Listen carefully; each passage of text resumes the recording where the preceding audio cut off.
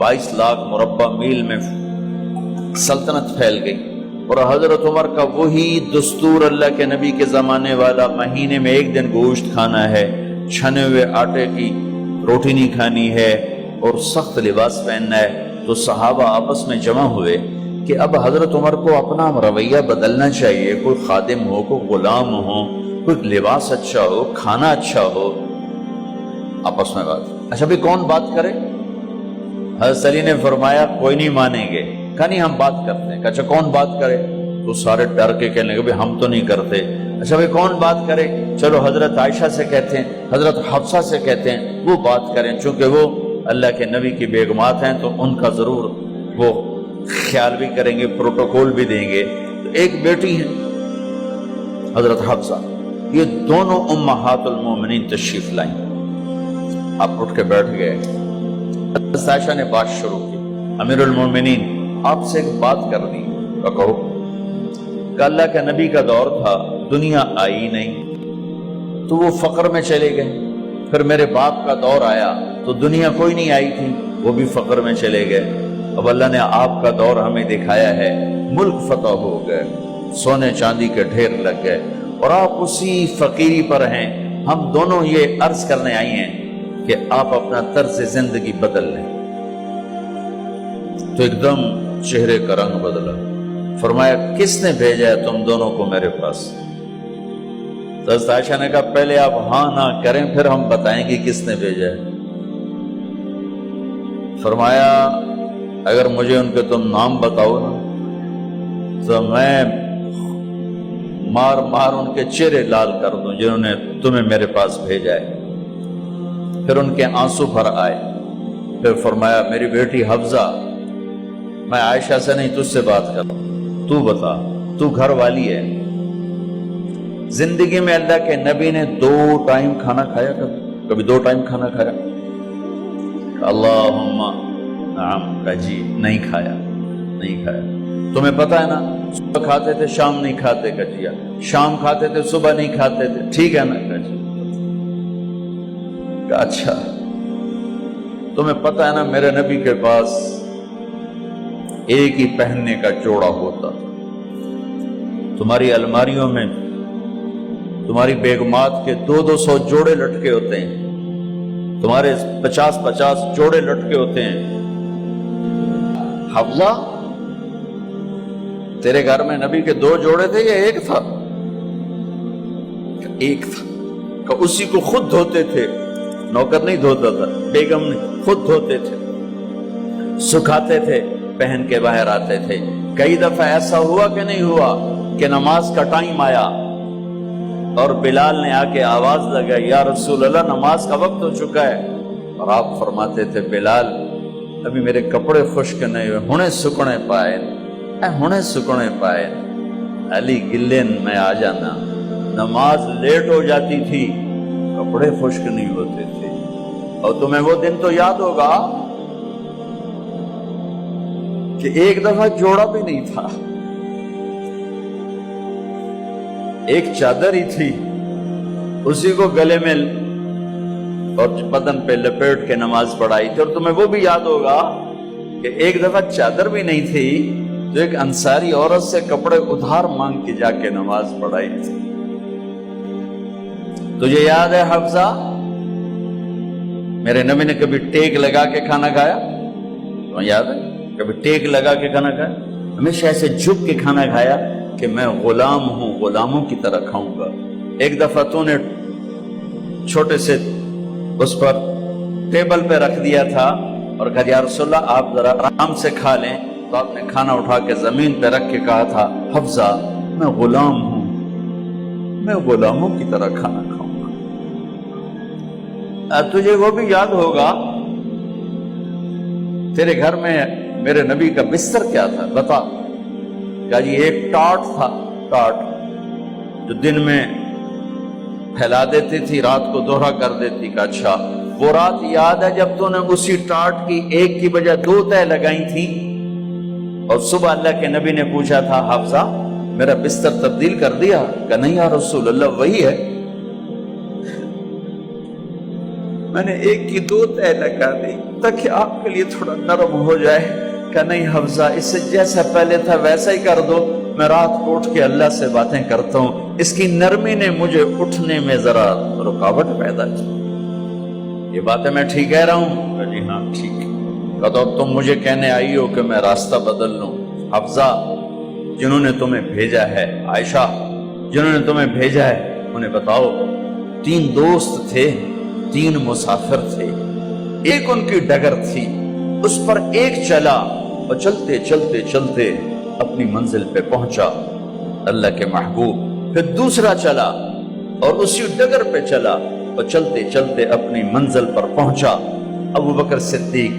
اب تیسرا چل رہا ہے، اگر انہی کی راہ پہ چلے گا تو ان تک پہنچے گا، ادھر ادھر ہو گیا بھول بھٹک جائے گا۔ انہیں جا کے بتا دو کہ جس راہ پر میرے دونوں ساتھی چلے میں اسی پہ چلتا رہوں یہاں تک کہ میرا اللہ مجھے میرے ساتھیوں سے ملا دے۔ اللہ نے کیسے ملایا؟ نماز میں خنجر لگا، نماز فجر کی نماز پڑھا تھا، اب ایک دم گرے، وہ چھپا ہوا تھا ابو لولو مجوسی، اس نے 7 وار کیے خنجر کے پیٹ میں، تو اب گرے تو پہلی صف والوں کو تو پتہ تھا پیچھے نہیں، تو عبد الرحمن بن عوف لپک کے آگے مصلی پہ کھڑے ہو کے نماز شروع کر دی، اور چند آدمی اس کو پکڑنے کے لیے بھاگے، پھر اس نے آگے جا کے اپنے آپ کو خنجر مار کے اس نے خودکشی کر لی۔ اٹھا کر مکان پر لے گئے، دودھ پلایا گیا تو وہ آنکھوں سے باہر نکل گیا، کہنے لگے موت کا پیغام آ گیا ہے۔ تو اپنے بیٹے کو بلایا، کہا بیٹا جا کر اماں جان عائشہ سے کہو کہ عمر امیر المومنین نہ کہنا، اب میں امیر المومنین نہیں ہوں، کہنا کہ عمر بن خطاب اپنے دونوں ساتھیوں کے ساتھ قبر کی جگہ چاہتا، اگر مجھے اجازت مل جائے تو مجھے وہاں دفن کرنا، اگر اجازت نہ ملے تو مجھے عام قبرستان میں دفن کر دیں۔ عبداللہ بن عمر تشریف لے گئے تو اماں عائشہ بیٹھی رو رہی تھی، کہا اماں جان میرا باپ عمر بن خطاب اجازت چاہتا ہے قبر کی اپنے دونوں ساتھیوں کے ساتھ۔ تو حضرت عائشہ رضی اللہ تعالیٰ عنہا رونے لگی، پہلے بھی رو رہی تھی، کہا عبداللہ یہ جگہ تو میں نے اپنے لیے رکھی ہوئی تھی کہ میں اپنے خامند اور باپ کے ساتھ میں بھی ایک کونے میں سو جاؤں گی، لیکن اگر عمر کی خواہش ہے تو اس جگہ کا عمر مجھ سے زیادہ حقدار۔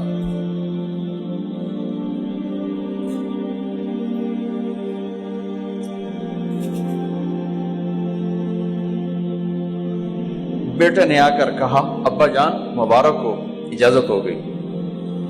کہا بیٹا ہو گئی، لیکن جب میری میت اٹھاؤ تو دروازے پر جا کر رکھنا اور ایک دفعہ دوبارہ پوچھنا، ہو سکتا ہے میرے شرم میں اجازت دی ہو اور میرے مرنے کے بعد انکار فرما دیں، تو ایک دفعہ دوبارہ پوچھنا، اس وقت پہ اجازت ملے تو پھر لے جانا ورنہ واپس لے جانا۔ حضرت علی اور حضرت حسن تشریف لائے جس دن انتقال ہو رہا ہے، تو گھبراہٹ دیکھی، تو علی نے فرمایا عمر موت سے ڈر گئے ہو؟ کہ نہیں موت سے نہیں ڈرو، موت کے بعد کیا ہوگا اس سے ڈر گیا۔ یہ کون کہہ رہا ہے؟ میرے بعد کوئی نبی ہوتا تو عمر ہوتا، یہ وہ کہہ رہا ہے۔ یہ کون کہہ رہا ہے؟ آپ نے کہا آج رات میں جنت میں گیا تھا، میں نے ایک بڑا خوبصورت محل دیکھا، سونے چاندی زمرد یاقوت موتیوں کا، میں نے کہا یہ کس کا ہے؟ تو مجھے کہا گیا یہ آپ کے غلام عمر بن خطاب کا ہے۔ کون کہہ رہے ہیں؟ موت کے بعد جو ہوگا اس سے ڈر رہا ہوں۔ کہ آپ مسجد میں انٹر ہوئے، مسجد میں ایسے لوگ تھے، ادھر ابو بکر تھے اور ادھر عمر تھے، ہاتھ دیو، آپ نے یوں ہاتھ پکڑ لیے، دونوں کے ایسے ہاتھ پکڑ لیے، ادھر ابو بکر ادھر عمر۔ کہا مجھے دیکھ رہے ہو؟ کہا جی۔ کہا قیامت کے دن میں ایسے اٹھوں گا کہ میرے ادھر ابو بکر ہوگا اور ادھر میرے عمر ہوگا۔ یہ عمر کہہ رہے ہیں اور سے نہیں ڈرا ہوں، موت کے بعد کیا ہوگا اس پہ ڈر رہا ہوں۔ تو حضرت علی نے فرمایا کیوں ڈرتے ہو؟ میں گواہی دیتا ہوں، میں نے کئی دفعہ اللہ کے محبوب سے سنا کہ جنت کے بڑی عمر کے، ایک تو نا جنت کے نوجوانوں کے سردار، وہ تو حسن حسین ہیں، میں نے کتنی دفعہ سنا اللہ کے نبی سے کہ جنت میں بڑی عمر کے لوگوں کے سردار ہیں ابو بکر اور عمر۔ تو آپ نے کہا قیامت کے دن گواہی دو گے؟ آپ نے کہا، حضرت علی نے کہا میں بھی گواہی دوں گا، میرا بیٹا حسن بھی گواہی دے گا۔ وہ حضرات تشریف لے گئے تو موت کی آہٹ کو محسوس کیا تو بیٹے کی گود میں سر تھا عبداللہ بن عمر کا، بیٹا یہ زمین پہ لٹا۔ انہوں نے یہاں سے ہٹا کر یہاں سر رکھ دیا۔ وہ حق سنا نہیں کیا کہہ رہا ہوں، زمین پہ ڈال دے۔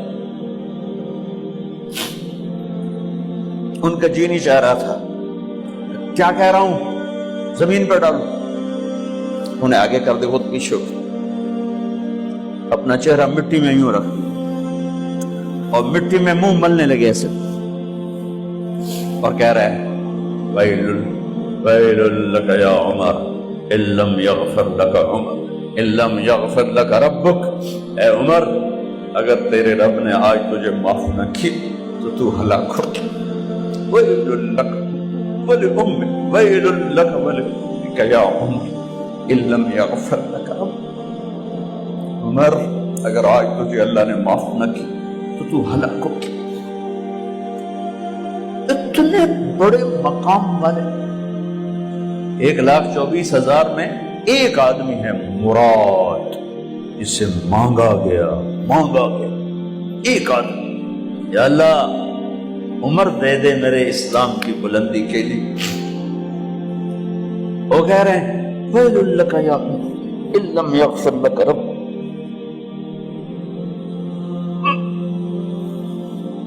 اے عمر تو برباد ہو گیا اگر تیرے رب نے تجھے معاف نہ کی۔ یہ کہتے جان نکل گئی۔